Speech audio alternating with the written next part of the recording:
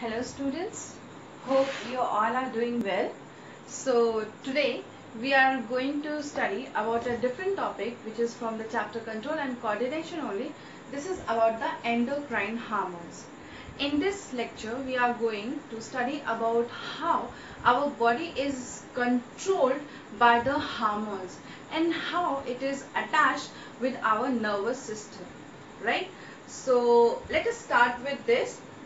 See, our nervous system, what does it do? It sends a chemical message to our body, and through that we perform activities.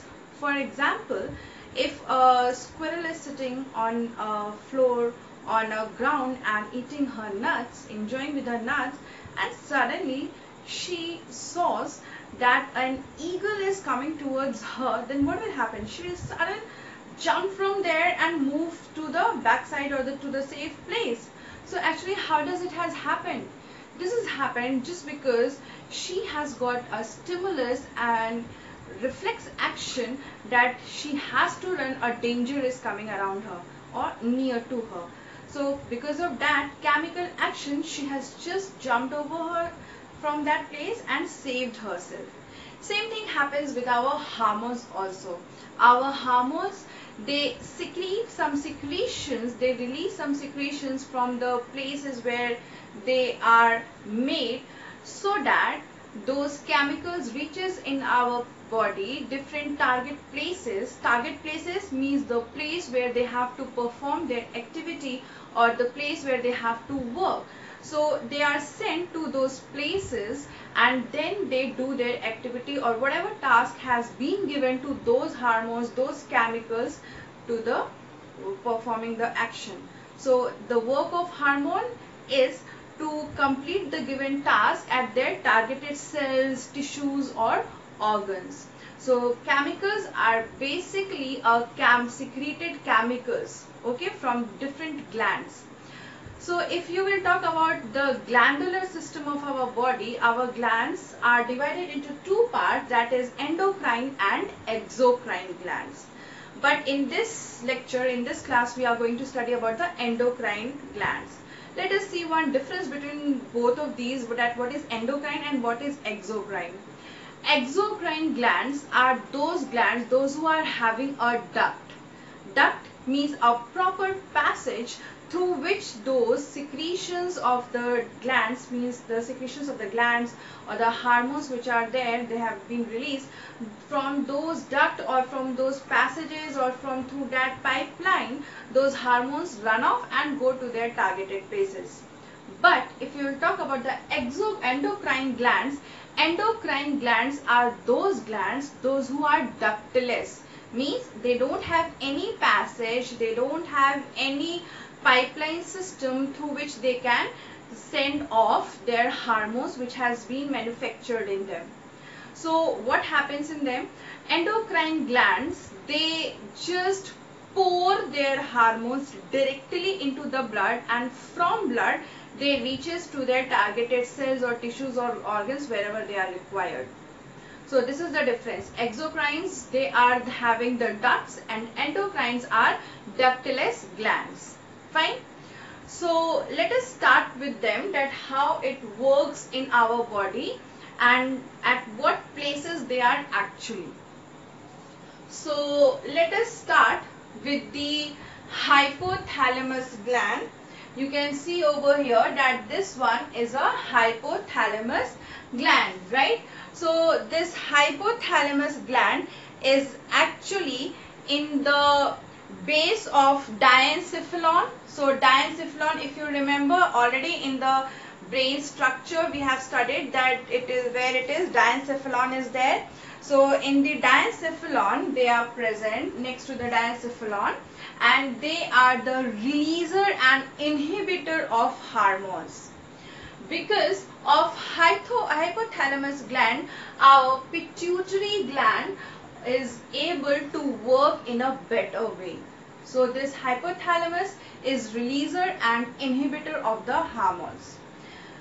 After this, there is a pituitary gland. You can see here pituitary gland, and this is having responsibility of releasing so many hormones. So let us see one by one all of them. So first of all, here is MSH. MSH, that means the hormone which is called as melanocyte stimulating hormone.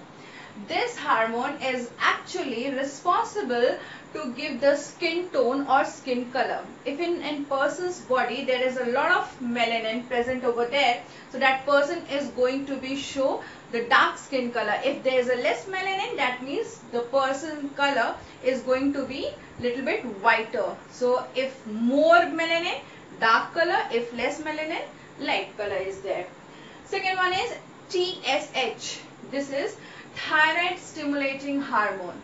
So your thyroid gland is here, but to how much thyroid is secreted, or of what type, what quantity thyroid has to get secreted from the thyroid gland, the information is passed from the pituitary, and the chemical which passes the information of releasing thyroid from thyroxine from the thyroid gland is done by the TSH of pituitary.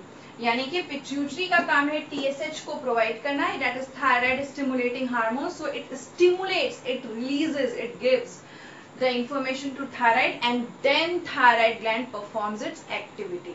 Okay. Next is FSH. FSH is called follicle stimulating hormone. This follicle stimulating hormone works in the female's body at the time when ovary has to give its secretions. When ovary has to release the egg, that phase is called as the follicular phase, and that follicular phase is maintained by your FSH, which is called as follicle stimulating hormone. In the next chapter, which is about the reproduction, in that chapter we are going to study in detail about the ovary and its secretions, its all the functions. There you will come to know much more about this FSH. Okay, so for now, FSH is called as the follicle stimulating hormone, which acts on the ovary to give its secretions, right, at the time of releasing the ava or the egg cell. Next one is LH, that is called luteinizing hormone, and this luteinizing hormone is also helpful in the secretion of testosterone and again in the secretions of the ovary. At both the places, in male and female, it is working as a luteinizing. So it works in both the conditions, in male's body and female's body both. So this one is LH, is luteinizing hormone. Next one is prolactin. Prolactin hormone's work is to give secretion to the mammary gland. So mammary gland, which functions is to secrete milk in the female's body to feed the young one or the baby. So at that time this prolactin hormone works, which is in the control of your pituitary gland. Next one is STH. STH is the hormone which is called as the somatotropic hormone. This somatotropic hormone is actually responsible for one person's height, whether a person is having good height or is going to be dwarf or is going to be the normal height. So that function, giving the height or to a person, is done by this your STH hormone. If you find a person who is very tall or very tall, so you should know that, oh, that person is having good STH. If a person is having less amount of STH, then the person is called as a dwarf. Okay, so the person who don't have good height or a normal height, that person is called as a dwarf, and they have the less amount of STH. Next is the hormone called oxytocin. This oxytocin is again released in the female's body. This hormone is actually released in the female's body at the time it works as a messenger. Actually, when a female has to deliver the fetus or deliver the young one which is developing in her uterus, at that time is oxytocin hormone is released, and that particular time is called as the parturition. Parturition means delivery of the child. So at that particular time oxytocin hormone is released, and because of this the uterus second layer, which is called myometrium, it starts getting shrink and the baby takes birth. So this hormone is again controlled by the pituitary hormone. Pituitary gland. So hope this pituitary is clear to you all. This is one of the master gland of our body. So next, after hypothalamus and pituitary, let us see this pineal also. This pineal gland is actually releasing thymosin, which is responsible for the color of the person and for the gonads, that how gonads work. So it is actually releasing the hormone melatonin, thymosin it is releasing, and it also works with the melatonin, and its work is to give the color, give the complexion to the person, and also helps for the gonads. Gonads, that means the female reproductive part, that is called as a gonad, which releases the gamete. In the female reproductive part, the organ which releases the gamete is called as gonad. For example, in males it is testis which releases the sperm cells, and in females there is a ovary which releases ovum. So the gonads are ovary and testis. So it takes action on these two parts of the body of the humans, where it functions to release the gametes. So this works on the gonads of the body. Now next one is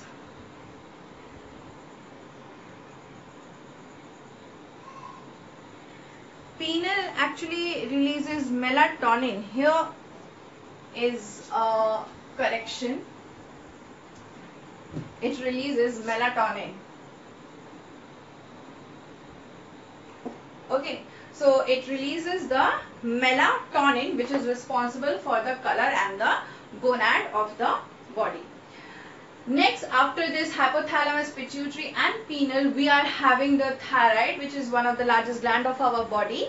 This thyroid is present in the lobe form in our body. It is in the neck section area, and it is in the lobe, divided into two different lobes. So this is one lobe and this is the other lobe, and each lobe is again divided into two. So this is the lobular form. Here it is thyroid gland. Thyroid actually releases a hormone called thyroxine. Then it also releases the calcitonin, and it also releases the tridothyronin. In your syllabus, basically you have to know about the thyroxine. So thyroxine hormone is released from the thyroid, which helps or which controls T3 and T4. So whether the person is going to have the hypothyroid or hyperthyroid, it is maintained by the thyroxine. Further, it is also releasing the calcitonin. Calcitonin means it also maintains the calcium of the body. It also checks that the amount of calcium should be balanced in the body, and then it also checks about the triiodothyronine in our body. Now if you will talk about the triiodothyronine, it also checks the myxedema and deficiency of cretinism in the children, and in the adults it checks the myxedema. Then after, if you will talk about the thyroxine, it is done to regulate the oxidation of food. So it oxidizes the food, and it checks that if this thyroxine is going to be less, then person can have the goiter. Goiter, you might have seen the person's neck swells up. That is because of the less amount of iodine. If a person is having less amount of iodine, then thyroxine is going to be decreased, and because of the less amount of that, this one is going to get swell up. So that is disease is called as goiter, which happens because of the less amount of iodine or less consumption of the iodine in the food. Then there is a parathyroid gland. The parathyroid gland is on both the lobes of thyroid, and on both the lobes towards upper and lower side, it is on one lobe 2 parathyroid is going to be there. So total amount of 4 parathyroids are going to be here, and releases the hormone which is called as parathormone. So the work of hormone is actually to regulate the calcium and phosphorus in the human's body. So the calcium and phosphorus is checked by the parathyroid hormone, which is on the thyroid hormone's lobes. Next we are having thymus gland, which is present next to the heart, near to the heart it is, and this thymus gland, it releases thymosin hormone. So thymus gland releases thymosin hormone, which checks that the person's body is growing in a proper way or not, and it also checks the lymphocytes. That means it also maintains the immunity of the body. Next we are having the adrenal gland, which is present on both the kidneys. These two are actually kidney, and on both the kidneys upper portion this adrenal gland is present, and this adrenal gland secretes the hormone which is also called as the emergency hormone. This is generally asked at what secretes emergency hormone or what is adrenal. So adrenal secretes adrenaline hormone, which is called emergency hormone. Now for example, if you are sitting in an examination hall, or if you are going for any of the interview, and that time you start having some fear in your mind, you are thinking something else, and you start shivering or you start sweating. So that sweating happens because of the adrenal starts working, and it knows that now you are in tension, you are in a pressure, so it starts secreting adrenaline, and because of it your body sweats and your body is maintained, your body's blood pressure is maintained, so that you don't have any harm, you should be in the control and your body functions well. So it helps you to get cool down, to get relaxed down. So that's why it is called as the emergency hormone, or the adrenaline is there. Next, it also secretes cortisol. Cortisol is again working for the gonads, for the reproductive system of the body, to maintain each and every reproductive part of the body. Next, we are having this pancreas, which again does a very important function of our body, which secretes glucagon and insulin, right? So glucagon is there. If a person is having glucagon problem in the body, it goes with the diabetes. So if person is having some food and the sugar which is in his or her body is not utilized and gets converted into some other part, so that body can utilize the amount of sugar which is running in the blood. So if that amount of sugar is not maintained, not balanced, not reduced, then the person goes with the glucagon problem, and that is having diabetes. So it is very important that whatever sugar you are eating, it should be consumed by your body. If it is not consumed, or if it is not utilized by the body, then the person is going to suffer from the diabetes. Next, there is insulin. Insulin is secreted so that the sugar which is there in your blood should get utilized in a proper way, and for its utilization liver also does the work. So if liver is not helping out, then the insulin will not be able to perform the work, and it won't be able to utilize the amount of sugar in the body. So you might have seen some people, those who are diabetic and their diabetes is very high, then they are asked from the doctors to stop their pills and go through or start with the taking injections of the insulin. So before their meal they take injections of insulin. So it should be taken care. Next, after this pancreas, we are having ovary, which is in the female. In one single body I had made for two, ovary for the females and testis for the male. Okay, so there is a ovary which is a gonad in the female's body because it releases the gamete. So ovary releases the estrogen and progesterone hormone, which are again responsible for the menstruation, for the development of ovum, for the releasing of ovum, for the reproductive phases, for the sexual characters, for each and everything they are responsible. So again, it is going to play a very important role. Next, there is a testis which is present in the male, with testis is again a gonad because it releases the sperm cells. So the testis secretes the hormone which is called testosterone, and this testosterone hormone works on the reproductive organ to release the sperm cell and to maintain all the sexual characters of the body.